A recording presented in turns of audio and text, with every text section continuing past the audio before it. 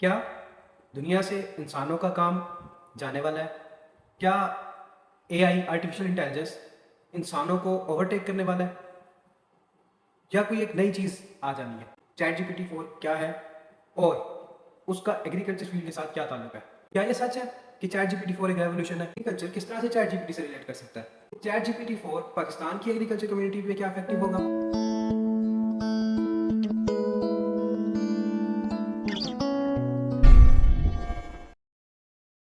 बिस्मिल्लाहिर्रहमानिर्रहीम, अस्सलाम वालेकुम। मेरा नाम अमीर रमज़ा और आप देख रहे हैं मेरा यूट्यूब चैनल बीइंग एग्रेरियन। आज हम बात करेंगे चैट जीपीटी 4 के बारे में। चैट जीपीटी 3 के लॉन्च होने से दुनिया में एक तहलका मच चुका था, लेकिन अब जब से चैट जीपीटी 4 की बात शुरू हुई है तब से एक नई बहस शुरू हुई है कि क्या दुनिया से इंसानों का काम जाने वाला है? क्या एआई आर्टिफिशियल इंटेलिजेंस इंसानों को ओवरटेक करने वाला है या कोई एक नई चीज़ आ जानी है? आज हम बात करेंगे चैट जीपीटी 4 क्या है और उसका एग्रीकल्चर फील्ड के साथ क्या ताल्लुक है।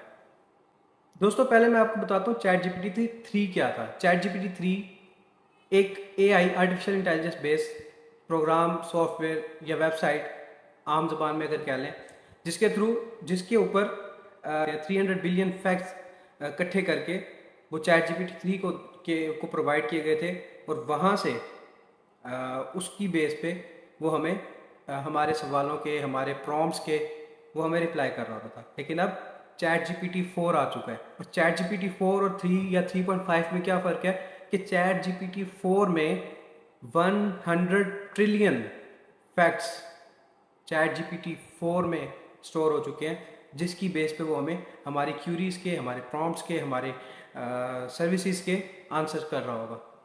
जिस तरह की भी इंफॉर्मेशन किसी फॉर्म में भी शेयर हो सकती है, उसका तमाम तर डाटा उस फॉर्म में चैट जीपीटी 4 को प्रोवाइड किया गया है और वो उसके थ्रू हमारे प्रॉम्प्ट्स के आंसर देगा। क्या ये सच है कि चैट जीपीटी 4 एक रेवोल्यूशन है?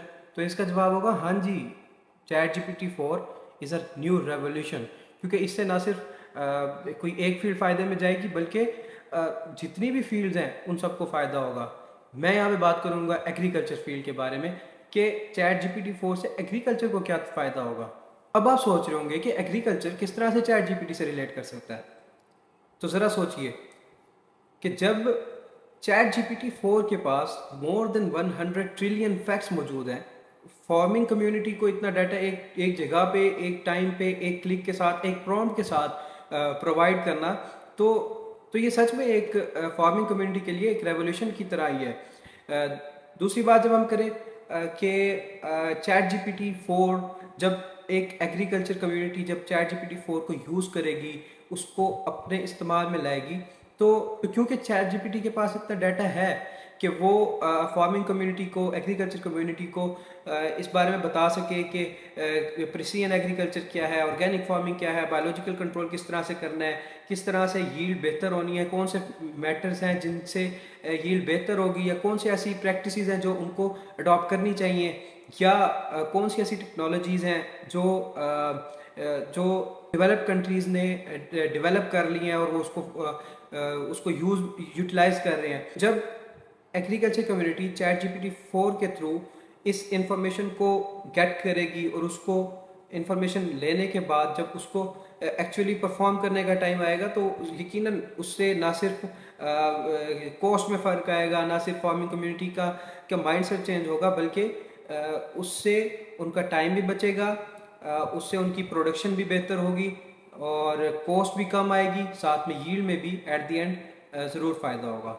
जी हाँ, तो दूसरी चीज़, जिस तरह से मैंने पहले कहा कि बायोलॉजिकल कंट्रोल या पेस्ट को या किसी भी प्रॉब्लम को, किसी भी डिजीज़ को किस तरह से कंट्रोल करना है, तो उसके कंट्रोल मेजर्स चैट जीपीटी 4 हमें प्रोवाइड करेगा। तो जिस तरह से हमें चैट जीपीटी बाकी इन्फॉर्मेशन प्रोवाइड करेगा, इसी तरह से बायोलॉजिकल कंट्रोल, पेस्ट कंट्रोल और बाकी चीज़ों को भी हमें प्रमोट करेगा और साथ में ये इस चीज़ पे फोर्स करेगा कि farming community, agriculture community traditional और कन्वेंशनल और ओल्ड मेथड्स को छोड़ के नए जदीद जो ज़राए हैं, ज़रात के ज़री प्रैक्टिसेस के जो नए जदीद ज़राए हैं, उनको हम अडॉप्ट करें ताकि ना सिर्फ कॉस्ट इफ़ेक्टिव हो बल्कि प्रोडक्शन वाइज भी बेहतरी आ सके।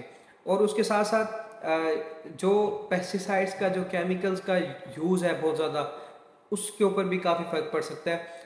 और हम बायोलॉजिकल कंट्रोल की तरफ भी जा सकते हैं। और चैट जीपीटी 4 यकीनन इस तरह के मेथड्स, इस तरह की चीज़ें हमें प्रोवाइड करेगा कि जिससे बायोलॉजिकल कंट्रोल को मदद मिलेगी, इंटीग्रेटेड पेस्ट मैनेजमेंट और इस तरह की जो दीगर प्रैक्टिसेस हैं वो सामने आएंगी और इसका देर पा हल भी हमारे सामने आ जाएगा। इसी तरह से चैट जीपीटी 4 के और भी कई फ़ायदे हो सकते हैं जो हम यकीनन डिस्कस तो कर सकते हैं, मगर एक 4-5 मिनट की वीडियो में वो सब कुछ कंपाइल करना यकीनन इतना कोई आसान नहीं है। चैट जीपीटी 4 किस तरह से एग्रीकल्चर कम्युनिटी के अंदर रेवोल्यूशन कॉज कर सकता है। आखिरी चीज़ कि चैट जीपीटी 4 पाकिस्तान की एग्रीकल्चर कम्युनिटी में क्या इफेक्टिव होगा।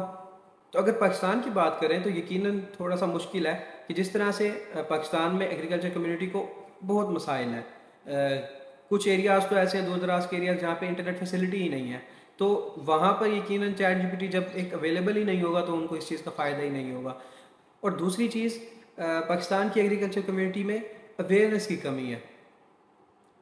पाकिस्तान के farmers modern technologies, modern advances और उस चीज़ को देख के घबराते हैं, उसको अडॉप्ट नहीं करते, घबराते हैं, उसको फॉलो नहीं करते कि कहीं नुकसान ना हो जाए, क्योंकि यहाँ पर कॉस्ट बहुत ज़्यादा होती है, रिस्क लेना काफ़ी मुश्किल होता है। तो यहाँ की फार्मिंग कम्युनिटी रिस्क लेती ही नहीं है इस चीज़ का।